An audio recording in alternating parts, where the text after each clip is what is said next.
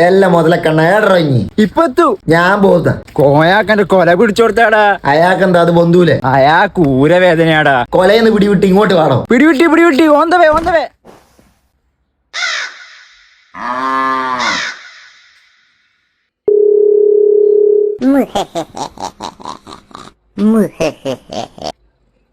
അച്ചപ്പ ചൊപ്പേ ഏടോ ഇങ്ങേടെ ഇനി പറഞ്ഞിടത്തുണ്ടോ ഞാന്? ഞാൻ അതിന്റെ ഇപ്പുറം തന്നെ ഉണ്ട്. ഇതാ വരുന്നേ.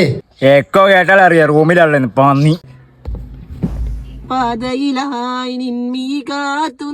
ഇങ്ങേടേനുള്ളേ ഞാനെത്ര നേരായിന്നറിയാ പൊരേന്ന് ഇറങ്ങിട്ട്. എനക്കറിയോ ഇന്നലെ ഇറങ്ങി ഇറങ്ങുന്നേക്കുണ്ട് ഉമ്മ ചാക്കും കൊണ്ടുവരുന്നു. റേഷൻ പീടിയെ പോണെന്ന് പറഞ്ഞിട്ട്. റേഷൻ പിടിയെ പോ എന്തിനാടാ ചാക്ക്? റേഷൻ പീടിയല്ല ബിരിയാണി ചെമ്പ് കൊടുത്തു പോവാ. കൈമ കരിയാവൂലേ?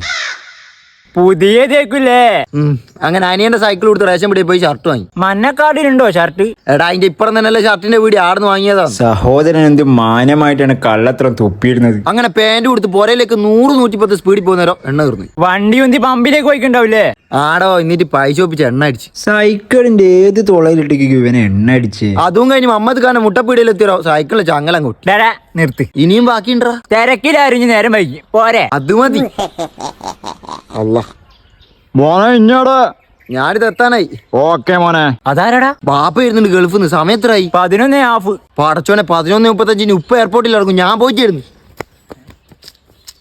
Hi bye.